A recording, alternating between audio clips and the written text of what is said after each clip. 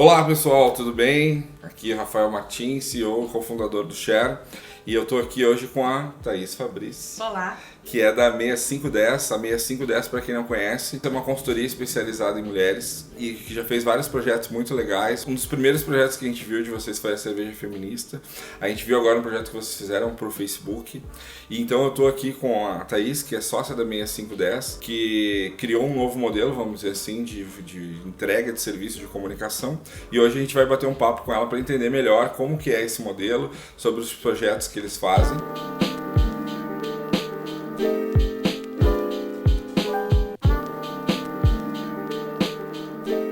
Então, Thaís, pra gente começar, eu queria que tu falasse um pouquinho quem é Thaís Fabris na fila do pão, quais são a tua experiência antes de ter criado a 6510 e o que te motivou a criá-la. Antes de criar a 6510, eu tenho toda uma história que eu comecei a trabalhar com publicidade com 15 anos. Minha mãe tinha uma agência de propaganda, então eu cresci dentro de agências. Esse sempre foi o meu mundo, era o assunto, publicidade era o assunto na mesa do almoço na minha casa. Isso significa que com 25 anos eu já tinha 10 anos de mercado e eu era diretora de criação numa agência em Portugal. Fiquei em Portugal durante 4 anos, essa agência tinha uma filial na Turquia, liderando sempre a criação dessa agência. Era uma agência que ela estava ali numa pegada muito digital, quando não tinha tanto digital no Brasil, pensando social principalmente, quando não tinha social no Brasil, não tinha chegado tantas coisas. Era tudo mato. Era tudo mato. Fiquei 4 anos lá, fui muito feliz, foi muito legal a experiência. Quando eu voltei para o Brasil, peguei o desafio de ir para uma agência bem tradicional e ajudar ela a passar para a revolução digital. Foi horrível, foi traumático. A agência não queria passar pela revolução digital, ela queria continuar ali naquele lugarzinho, fazendo o que sempre fez.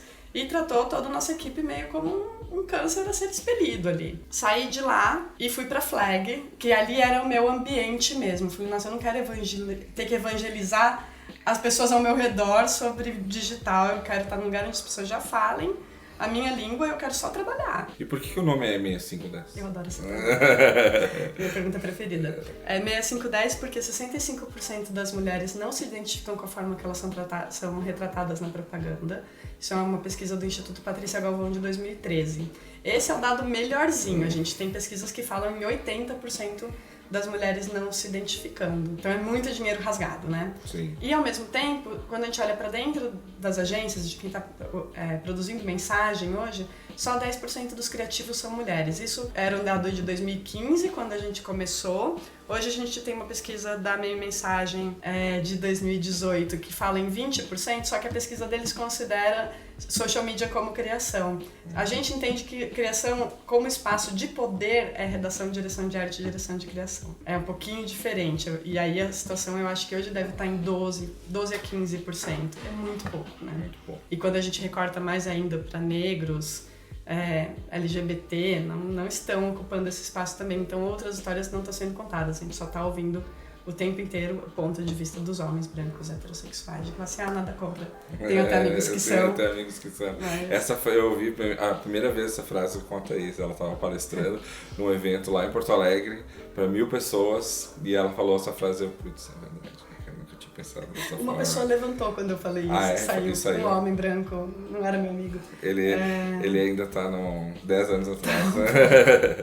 E falando de vamos pegar um projeto que tu quiser escolher, como foi todo o processo desse projeto? Até onde eu entendi, vocês fazem muitos trabalhos de pesquisa, vocês fazem uma entrega criativa, considerando a sociedade, as pessoas e tudo mais. Mas dá um exemplo de um projeto prático, assim, que vocês fizeram de início, meio e fim, pra gente entender o processo. Sim, dou. Eu acho que tem 2 bem legais. Um é o Meninas Fortes de Nescau, que foi o primeiro case a ganhar um leão do Glass Lion em Cannes, que a gente criou junto com o Nescau e com a Ogilvy. Esse projeto ele começou com uma pergunta muito ampla, que era a Mônica, na época diretora de marketing, me perguntou o seguinte: eu acho que as meninas praticam menos esporte que os meninos. E eu tenho certeza que a minha marca sempre comunicou mais com meninos protagonistas do que meninas. Eu queria que você me mostrasse assim, qual que é a relação das meninas com o esporte, se é verdade que elas praticam menos esporte e como a gente pode atuar nisso. As perguntas que chegam pra gente gente, elas são amplas assim, elas são perguntas anteriores a briefing. Não é, eu preciso criar um projeto assim, puxa, vamos entender isso aqui. Esse é o problema.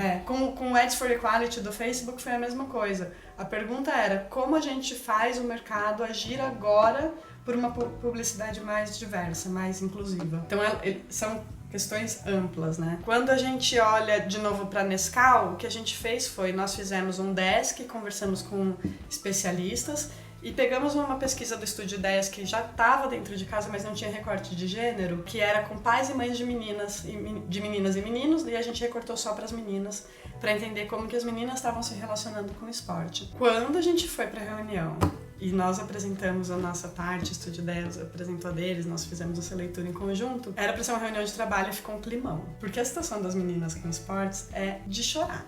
É assim, meninas ficam enclausuradas em seus quartos. Quando elas saem dos quartos é para fazer tarefa doméstica dentro de casa. E elas não vão até a rua porque a rua é perigosa. E na rua é onde se brinca e onde se pratica esporte. Então, como a gente atua nisso? Climão.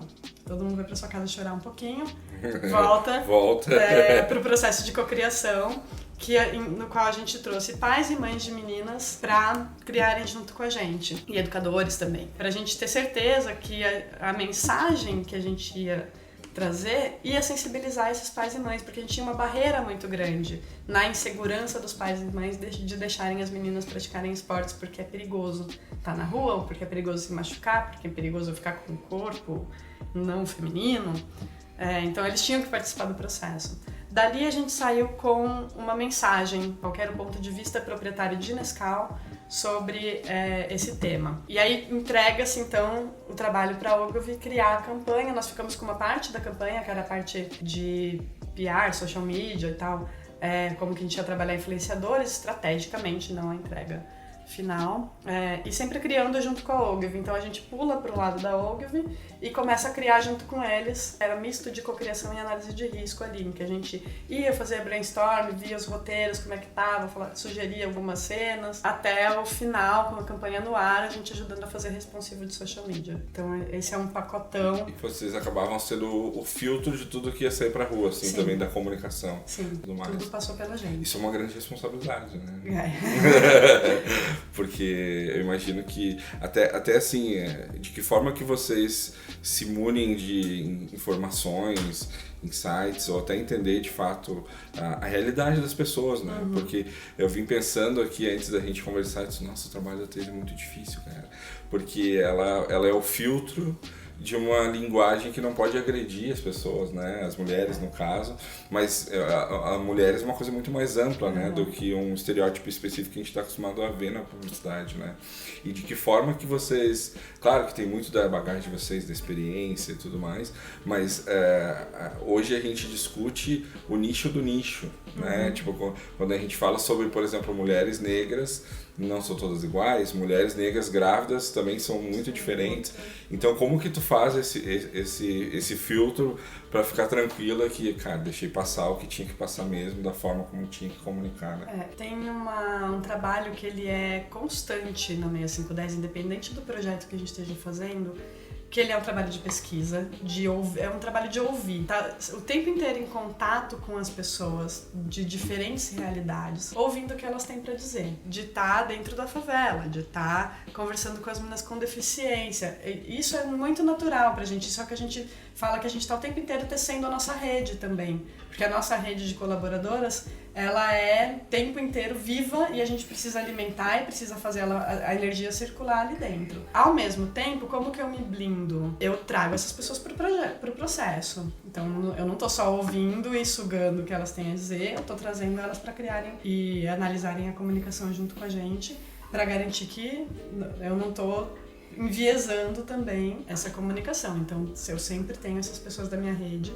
participando e dando o olhar delas, para não ser um olhar estrangeiro sobre as coisas também. Legal, muito bom. Acho que tem essa parte, vou responder uma pergunta que você não fez, tá? Porque você me perguntou do modelo de negócio, mas eu acho que o mais interessante da gente é o nosso modelo de trabalho, porque para explicar como que a gente se blinda também. Então a gente tem um modelo de trabalho que ele vai desde a escolha pelo home office, né? A escolha por não ter uma sede, por não ter funcionários. É de propósito. É de propósito. Porque a gente acredita que hoje, quando a gente fala de inclusão e diversidade, a gente está ouvindo muito sobre incluir as pessoas num processo de trabalho, num modo de trabalho, que ele é pautado na masculinidade tóxica. Então ele é pautado no maior, melhor, mais rápido, na ultra competitividade. Tudo bem ser competitivo, mas o que a gente vê no mercado não é saudável. Na ultra agressividade, um pouco de agressividade é necessário, mas o que a gente vê no mercado não é saudável. Então a gente, vindo desse mercado, a gente quis muito romper com isso e procurar o jeito de fazer isso que respeita o lugar da onde a gente veio, que é um lugar feminino.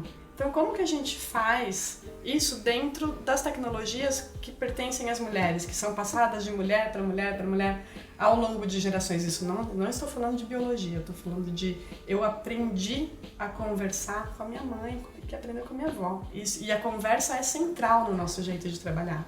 Então você vai ver um processo de cocriação, você vai falar, mas cadê o post-it? É design sprint que a gente está fazendo. Não tem post-it, é conversa. A gente media a roda de conversa. Pesquisa de campo, é uma quali. Você perguntou, na hora que você chegou, você estava fazendo em Porto Alegre. É uma quali. Eu vou falar que é uma quali para facilitar, mas era uma roda de conversa. Então, a gente traz muito isso para o nosso processo de trabalho. É muito importante quando a gente pensa, uma grande parte das pessoas que colaboram com a gente ou não estão em São Paulo ou estão na periferia de São Paulo. Eu vou fazer o mínimo de reuniões presenciais possível, porque eu não quero que essas pessoas tenham que se deslocar desnecessariamente pela cidade, ter um custo, ter um dispêndio de tempo. Tudo a gente faz por hangout. Posso fazer um projeto gigantesco sem nunca ter visto a pessoa pessoalmente no contexto do trabalho. Tá tudo bem. Porque a gente precisa respeitar as tecnologias que as pessoas trazem pra gente também. Então a gente trabalha em rede, a gente não tem equipe fixa, hoje na 6510, e a gente aciona as pessoas da nossa rede de acordo com cada projeto, dando preferência para mulheres negras, dando preferência para mulheres, né?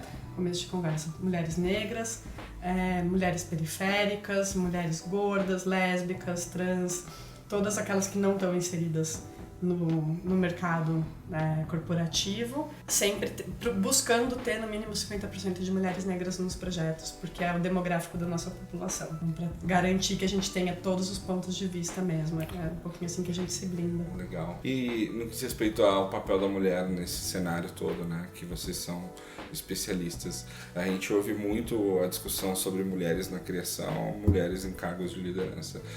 Nos últimos 2 anos eu ouço muito sobre isso, mas eu acho, minha opinião de homem branco, hétero, enfim, que a gente ainda está só na camada de discutir sobre, né? A gente não vê muitas ações efetivas para que esse cenário mude, assim. Às vezes eu até converso com donos de agência e falo, cara, o que tu está fazendo para essa pauta ser prática? Não, a gente está tentando entender ainda. E eu acho que está todo mundo ainda, boa parte das pessoas, né, que eu vejo, tentando entender ainda e fazendo pouco, assim, né? Tu acha que é isso mesmo? Essa é a primeira pergunta. E como que a gente faz para mudar isso, né? Porque, de novo, a gente fala muito, mas a gente muda pouco, assim, né? Quais são os caminhos que tu acha que são possíveis, assim, para que, de fato, esse cenário mude? Nesse sentido de colocar, nessa discussão de colocar mais mulheres em cargos de liderança e mais mulheres na criação também, eu vejo 2 problemas, tá? Primeiro que dentro das grandes corporações, falando sobre mulheres em cargos de liderança, a gente importa muito a política gringa, porque as diretrizes de diversidade das empresas, elas são meta da sede gringa, elas são metas globais, né, e aplicadas ao cenário local. E muitas vezes as políticas de inclusão, elas são importadas, por exemplo, dos Estados Unidos. E aí elas têm um grande problema, que é ignorar a nossa questão racial. Porque a questão racial nos Estados Unidos é muito diferente. Lá os negros são realmente minoria, e aí junto com os negros vem os latinos, vem os muçulmanos, é um olhar de minoria que às vezes a gente vê empresas, grandes empresas, falando sobre inclusão de imigrantes, mas não estão falando sobre inclusão de negros no processo. Então tem muita falha nesse processo. Está acontecendo. É aquilo que eu falei. é muito mais lento do que a gente gostaria. Tá acontecendo desse jeito míope, não adequado à nossa cultura local, à nossa problemática local. Mas tá acontecendo. E é um processo meio lento, né? Porque você colocar mulheres em cargos de liderança, você tem que ter, essas mulheres, elas têm que ter sobrevivido ao processo. Por exemplo, eu falo diretoras de criação, que era o lugar que eu ocupava dentro de agências. Éramos já muito poucas. Então hoje a gente tá valendo ouro, porque nós somos pouquíssimas. E as empresas têm muito medo de investir e de arriscar colocar mulheres que eles acham que não estão preparadas. E aí tem todo o viés para o que é uma mulher preparada e o que é um homem preparado, né? Porque a mulher, ela é promovida com base em prova e o homem é promovido com base em potencial. Então a mulher tem que ter feito, assim, feito e acontecido. 1000 coisas. E aí acho que talvez ela esteja pronta, vou promovê-la. Vou testar. E o homem não, mas esse menino tem potencial, eu vejo potencial nele, vou promovê-lo. É inconsciente, sabe? Não é que as pessoas são, nossa, abertamente machistas e racistas. Mas a gente precisa fomentar as pessoas dentro desse processo. Aí tem uma outra questão em cima disso, que é o que eu falei lá atrás. A gente quer mesmo colocar mulheres em ambientes machistas, gays em ambientes homofóbicos, negros em ambientes racistas? Ou é mais interessante fomentar